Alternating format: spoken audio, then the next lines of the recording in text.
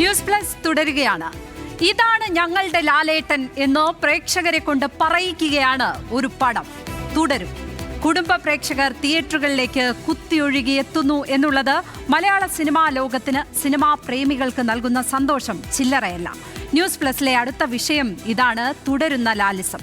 നമുക്കൊപ്പം ചലച്ചിത്ര പ്രവർത്തകനും മാധ്യമപ്രവർത്തകനുമായ സജീവ് പാഴൂർ ചേരുകയാണ്. ശ്രീ സജീവ് പാഴൂർ, തുടക്കത്തിൽ തന്നെ ഞാൻ പറയട്ടെ, ഞാൻ ഈ ചിത്രം കണ്ടിട്ടില്ല, കേട്ടറിവ് മാത്രമേ ഉള്ളൂ, എനിക്ക് ടിക്കറ്റ് കിട്ടിയിട്ടില്ല. താങ്കളാകട്ടെ കണ്ടിട്ടുമുണ്ട്. എന്താണ് ഈ തുടരും എന്ന ചിത്രത്തിന്റെ വിജയമന്ത്രം?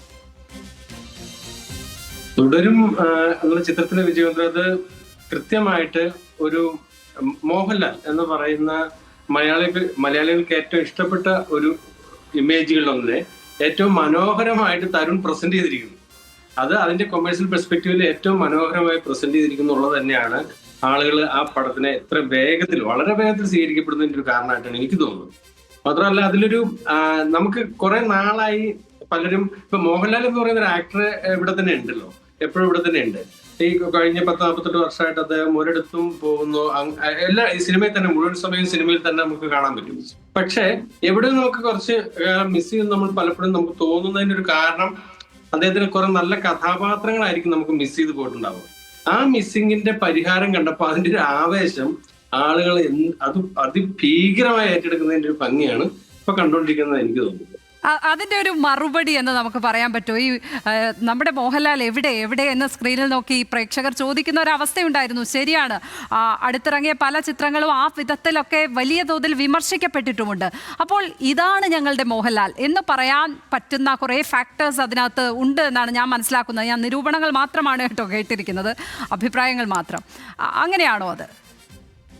തീർച്ചയായിട്ടും മോഹൻലാലിന് നമുക്ക് അതെനിക്ക് തോന്നുന്നത്, തരുൺ എന്റെ വളരെ അടുത്ത സുഹൃത്താണ് തരുൺ. അപ്പൊ തരുൺ ഈ പടത്തിന് തൊട്ട് മുമ്പുള്ള സന്ദർഭങ്ങളിലെല്ലാം, ഈ സിനിമയെക്കുറിച്ച് സംസാരിക്കുന്ന സമയത്തെല്ലാം തരുണിലെ ഫാൻ ബോയ് ഉണർന്ന് പ്രവർത്തിച്ചിരിക്കുകയെന്നാണ് ഞാൻ മനസ്സിലാക്കിയിട്ടുള്ളത്. ആ സിനിമ കണ്ടപ്പോഴും അതിന് മുമ്പും തോന്നിയിട്ടുള്ളത്.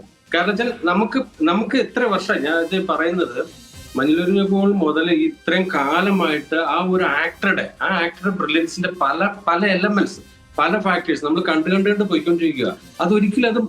ഒരിക്കലും പഠിപ്പിക്കുക. അതിങ്ങനെ ഓരോ സമയത്തും ചാമിങ് ആയിട്ട് പോയിക്കൊണ്ടിരിക്കുക. അപ്പൊ ആ പോയിക്കൊണ്ടിരിക്കുന്നതിൽ ഒരുപാട് ഇഷ്ടപ്പെട്ട പല മൊമെന്റുകൾ തരുൺ വളരെ മനോഹരമായിട്ട് ഇതിൽ ബ്ലെൻഡ് ചെയ്തെടുക്കുകയാണ് ചെയ്തിട്ടുള്ളത്. ആ ബ്ലെൻഡിങ് ഭയങ്കര രസമായിട്ട് ചെയ്തെടുക്കുകയും, അപ്പൊ നമുക്ക് എന്ന് വെച്ചിട്ടുണ്ടെങ്കിൽ ആ പഴയ നൊസ്റ്റാൾജിക് ആയിട്ടുള്ള പല സാധനങ്ങൾ ഇതിൽ തരുൺ വേറൊരു മനോഹരമായിട്ട് മറ്റു കാര്യങ്ങൾ ചെയ്തിട്ടുണ്ട്. ഈ ലാലേട്ടന്റെ മുഴുവൻ സിനിമകളിലെ പല ഡയലോഗുകളും ഈ സിനിമയില് ഉടനീളം ഉപയോഗിച്ചിട്ടുമുണ്ട്, വളരെ വളരെ എഫക്റ്റീവായിട്ട് ഉപയോഗിച്ചിട്ടുമുണ്ട്. അങ്ങനെ കൂടി ചെയ്യാം. അപ്പൊ അതായത് ഒരു ലാലേട്ടന്റെ ഒരു ഫാൻ ആയിട്ടുള്ള ഒരു ഡയറക്ടർ ഒരു നല്ല കണ്ടന്റില് ഇപ്പൊ സുനിലും തരുണൂടെ പടം എഴുതിയിരിക്കുന്നത്. അപ്പൊ അതില് അവർ ആ കണ്ടന്റില് ഒരു ഫിലിം മേക്കർ ഒരു മനോഹരമായിട്ട് ലാലേട്ടനെ ഉപയോഗിച്ചിരിക്കുക എന്നാണ് എനിക്ക് തോന്നുന്നത്.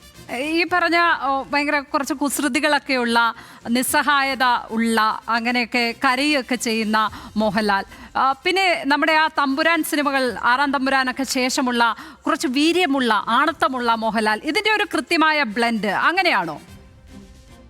ഇതില് നമുക്കിപ്പം ഇപ്പൊ കിരീടത്തില് സേതുമാധവന്റെ ഒരു അവസ്ഥ എന്നുള്ളത്, ഇതിൽ നമ്മൾ എങ്ങനെ പെർഫോം, ഇപ്പൊ ഒരു സിനിമ ഞാൻ ബേസിക് ആയിട്ട് ഇതിന് പ്രധാനപ്പെട്ട പ്രശ്നം എന്താണെന്ന് വെച്ചാൽ, സിനിമ ഏറ്റവും കോമ്പറ്റീവ് ആയിട്ടൊരു, അതായത് മത്സര ബുദ്ധിയോട് കൂടി മാത്രം നിലനിൽക്കാൻ പറ്റുന്ന ഒരു മേഖലയാണ്.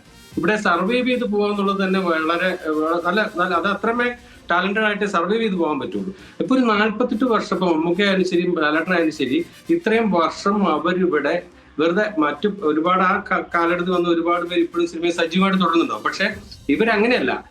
അതിന്റെ സുപ്രീം അതോറിറ്റി ആയി നിൽക്കുകയും ബോക്സ് ഓഫീസിൽ കുലുക്കം ഉണ്ടാക്കാൻ, ചലനം ഉണ്ടാക്കാൻ കഴിയുന്ന ശേഷിയുള്ളവരും ആയി ഇപ്പോഴും നിലനിൽക്കുന്നതിന്റെ പ്രധാനപ്പെട്ട കാരണം എന്ന് പറയുന്നത് അവരുടെ കയ്യിലുള്ള മരുന്നാണ്.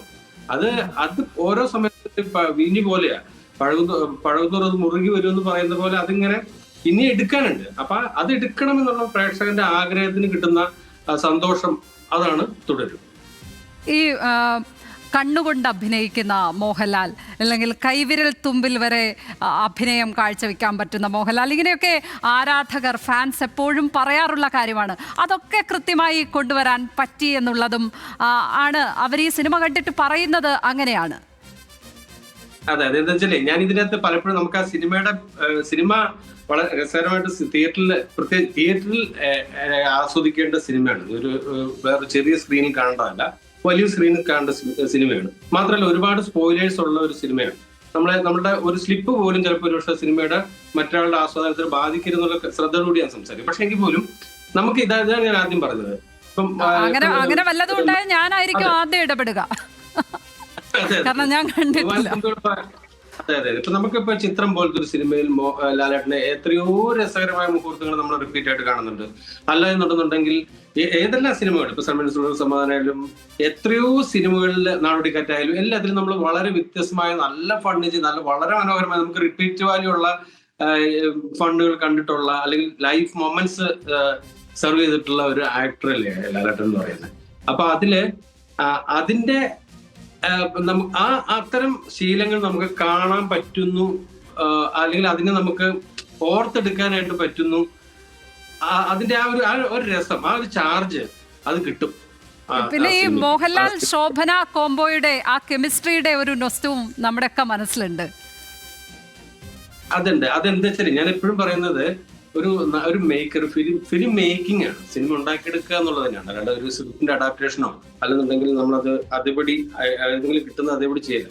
ഇതെല്ലാം ഒരു ഇത്രയും വലിയൊരു ജൈജാന്റിക് മെറ്റീരിയലാണ് ലാലേട്ടൻ എന്ന് പറയുന്നത് സിനിമയെ സംബന്ധിച്ച്. നമുക്ക് ഇത് രണ്ടുപേരും ഒരുപോലെ തന്നെ, കാരണം വെച്ചിട്ടുണ്ടെങ്കിൽ അതുകൊണ്ടാണ് ഇത്രയും കാലം നമ്മൾ അവരെ കണ്ടോണ്ടേയിരിക്കുന്നത്.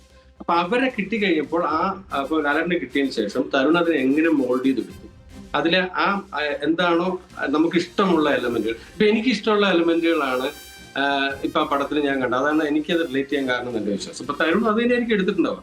അപ്പൊ ആ അത് മാത്രമല്ല, ഇത് പ്രകാശ് വർമ്മയുടെ ക്യാരക്ടർ. പ്രകാശ് വർമ്മ ഞാൻ ഷാജിന്റെ പടത്തിന് ഷാജിസാറിന്റെ കൂടെ വെച്ചിട്ടാണ് പ്രകാശിനെ പരിചയപ്പെട്ടുള്ളത്. പക്ഷെ ഇതിലൊരു വളരെ വ്യത്യസ്തമായ ഒരു ക്യാരക്ടർ കൊണ്ടുവരാനായിട്ടും വളരെ മനോഹരമായിട്ടൊരു, അത് ലാലേട്ടന്റെ ഓപ്പോസിറ്റ് വില്ലൻ വരുമ്പോ എങ്ങനെയായിരിക്കണം അത്രയും പവർഫുൾ ആയിട്ട് ഒരു എലമെന്റ് വർക്ക് ചെയ്തെടുത്തിട്ടുണ്ട്. അത് കണ്ടവരൊക്കെ പറഞ്ഞത് ഈ മംഗലശ്ശേരി നീലകണ്ഠന്റെ വലുപ്പം എങ്ങനെയാണോ മുണ്ടക്കൽ ശേഖരൻ വർദ്ധിപ്പിച്ചത് അതുപോലെയാണ് അദ്ദേഹത്തിന്റെ ക്യാരക്ടർ എന്നാണ് പറഞ്ഞത്. ജോർജ് അല്ലേ ആ ക്യാരക്ടർ? തീർച്ചയായിട്ടും. അതുകൊണ്ടാണ് ഞാൻ പറഞ്ഞത്, അതെല്ലാം സിനിമയിലൂടെ നമുക്ക് കുറെ കാര്യങ്ങൾ നമുക്ക് കാണേണ്ടതുണ്ട്. സിനിമയുടെ രസച്ചരട് പൊട്ടാതെ കാണേണ്ട ചില എലമെന്റുകളുണ്ട്. പക്ഷെ ഇതിൽ ജനറൽ ആയിട്ട് ഇപ്പൊ വരുന്ന 2-3 എലമെന്റുകളാണ്. എന്താണോ ഒരു മോഹൻലാൽ ഫാൻ അല്ലെങ്കിൽ മോഹൻലാൽ സിനിമയെ സ്നേഹിക്കുന്ന ഒരു പെർഫോമൻസിനെ ഇഷ്ടപ്പെടുന്ന ഒരു ഓഡിയൻ എന്താണോ ആഗ്രഹിക്കാൻ സാധ്യത ഉണ്ടെന്നുള്ള ആ ഒരു പെർസ്പെക്റ്റീവിൽ നിന്നുകൊണ്ട് വളരെ എഫക്റ്റീവ് ബ്ലെൻഡാണ് ഈ സിനിമ. അപ്പൊ അതിനകത്ത് ലാലേട്ടനിൽ ഇഷ്ടമുള്ള നർമ്മങ്ങളുണ്ടാവാം, അതിന്റെ ആക്ഷൻസ് ചിലപ്പോൾ ഉണ്ടാവാം, ഇത്തരത്തിൽ അതിന്റെ എന്തെങ്കിലും വേറെ മിസ്റ്ററീസ് ഉണ്ടോ, അത്തരം സാധനങ്ങളെല്ലാം ഫലപ്രദമായിട്ട് എങ്ങനെ ഇവിടെ എൻഡ് ചെയ്തിരിക്കുന്നു എന്നുള്ളത് സംവിധായകൻ വളരെ ഫലപ്രദമായിട്ട് നടപ്പാക്കിയിട്ടുണ്ട്. അത് വിജയിച്ചിട്ടുണ്ടെന്നുള്ള തിയേറ്ററിലെ തിരക്കുകളാണ്. ശ്രീ സജീവ്, മറ്റൊരു കാര്യം ചിലർ കണ്ടുവന്നിട്ട് പറഞ്ഞത്, ഈ പുതിയ കാലവുമായി കണക്ട് ചെയ്യുന്ന ഒരുപാട് കാര്യങ്ങൾ സ്ക്രിപ്റ്റിൽ കൊണ്ടുവന്നിട്ടുണ്ട്, പ്രത്യേകിച്ചും സോഷ്യൽ മീഡിയയുമായി കണക്ട് ചെയ്യുന്ന ഒരുപാട് കാര്യങ്ങൾ കൊണ്ടുവന്നിട്ടുണ്ട് എന്ന് പറയുകയുണ്ടായി. കാരണം അതിനകത്ത് മോഹൻലാലിൻ്റെ ഡയലോഗുകൾ മാത്രമല്ല, ഈ പറഞ്ഞ പോലെ നാഗയുടെ ഡയലോഗുകൾ പോലും, നമ്മൾ തമാശയ്ക്ക് എടുക്കുന്ന ട്രോൾ ഡയലോഗ്സ് പോലും അതിനകത്ത് നിനക്ക് വല്ല കഴിവുണ്ടോ എന്നൊക്കെ ചോദിക്കുന്ന തരത്തിലുള്ള ഡയലോഗ്സ് ഒക്കെ ഉണ്ട്. അങ്ങനെ സോഷ്യൽ മീഡിയയെ കൂടി കണക്ട് ചെയ്യാൻ പറ്റുന്ന വിധത്തിൽ ഉള്ള സ്ക്രിപ്റ്റിംഗ് ആണ് എന്നൊക്കെ പറയുന്ന കേട്ടു. അതെ അതെ അതെ, അത് ചെയ്തിട്ടുണ്ട്. അതിനോട് അതാണ് ഞാൻ പറഞ്ഞത്, ആദ്യമേ ഞാൻ സൂചിപ്പിച്ച പോലെ ഇപ്പൊ ലാലേട്ടന്റെ തന്നെ സിനിമകളിൽ ചിലപ്പോൾ പല രീതിയിൽ ട്രോളി ചെയ്യപ്പെട്ടിട്ടുള്ള പ്രയോഗങ്ങൾ പോലും ഒരു സിനിമയ്ക്ക് വേണ്ടിയിട്ട് ഫലപ്രദമായിട്ട് ചിരി ഉണ്ടാക്കാൻ കഴിയുന്ന രീതിയിൽ ഉപയോഗിക്കുന്ന ഒരു ടെക്നിക്ക് ഈ പടത്തിൽ നടപ്പാക്കിയിട്ടുണ്ട്. ഉദാഹരണത്തിന് നമ്മുടെ ഫോണിൽ വരുന്ന ഇതുപോലും എന്താ പറയാ, നിങ്ങള് ചിലപ്പോൾ അപകടത്തിൽ പെടുമെന്ന് പറയുന്ന മുന്നറിയിപ്പ് വാണിംഗ് മെസ്സേജസ് ഉണ്ടല്ലോ, ആ വാണിംഗ് മെസ്സേജസുകൾ പോലും ഇത് എവിടെ ഉപയോഗിക്കുന്നുള്ളതാണ് പ്രശ്നം. അത് ഇന്ന സ്ഥലത്ത് അത് കറക്റ്റ് എഫക്റ്റീവായിട്ട് വർക്ക് ആവും എന്ന് തോന്നിപ്പിച്ചത് കറക്റ്റായിട്ട് ഉപയോഗിച്ചിട്ടുണ്ട്. അത്ര ഉപയോഗിക്കുന്ന സ്ഥലങ്ങളെല്ലാം ഞാൻ ചെന്നൈയിലാണ് സിനിമ കണ്ടത്. അത് ചെന്നൈയിലും മലയാളികളായിരിക്കും മോസ്റ്റ്ലി കൂടെ വരിക, പക്ഷെ എങ്കിൽ പോലും തമിഴ് ഓഡിയൻസും കൂടി ഉള്ള ഒരു സ്ഥലത്താണ്. ഇവിടെ നമുക്ക് ഈ ചിരി കേൾക്കാം. ഇത്തരം സ്ഥലങ്ങളെല്ലാം അത് ചിരിയോടുകൂടി വർക്കാവുന്ന നമുക്ക് ഇത് കേരളത്തിൽ നിന്നിട്ടല്ല ഞാൻ ഇപ്പഴം കണ്ടതിന് ശേഷമല്ലേ പറയുന്നത്. ഞാൻ ചെന്നൈയിൽ തമിഴ്നാട്ടിൽ നിന്ന് കണ്ടതിന് ശേഷം പറയുന്നത്. അപ്പൊ ഇവിടെ അത് അതുപോലെയാണ് സ്വീകരിക്കുന്നുണ്ട്. അത്തരം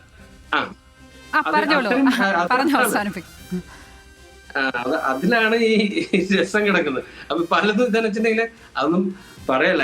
എന്തായാലും ഒരു കാര്യം ഉറപ്പാണ്, നമുക്ക് മോഹൻലാലിന് ഇഷ്ടമാണ്, അദ്ദേഹത്തിന് ഇനിയും പറ്റാത്ത പെർഫോമൻസ് ഇഷ്ടമാണ്. അപ്പൊ ആ ഇഷ്ടങ്ങളെ നമ്മുടെ കൂടെ ഉണ്ടാവണം, അത് ചേർത്ത് പിടിക്കണം. ഇത് ഒരു കാരണവശാലും മിസ് ചെയ്യാൻ പാടില്ല. ഇപ്പൊ ആനയെ കാണുന്ന പോലെയല്ല ലാലേട്ടനെ കാണുന്നത് പൊതുവെ പറയും. ശരിയാണ്, നമുക്ക് എല്ലാ കാഴ്ചയിലും ഓരോ വ്യത്യസ്തവും പുതുമകളും ഒക്കെ എപ്പോഴും ഉണ്ടാവുന്ന ഒരു അതൊക്കെ സ്പെഷ്യൽ പ്രത്യേകതരം മനുഷ്യരാണ് അവർ. നന്ദി ശ്രീ സജീവ് പാഴൂർ. ഏതായാലും ഞങ്ങൾക്കൊപ്പം ഈ തുടരും ചർച്ചയ്ക്ക് എത്തിയതിന്. തുടരും അങ്ങനെ വിജയകരമായി തുടരട്ടെ, ലാലിസം തുടരട്ടെ, മലയാള സിനിമയ്ക്ക് അങ്ങനെ നല്ല കാലവും തുടരട്ടെ എന്ന് തന്നെയാണ് ഇപ്പോൾ പറയാനുള്ളത്.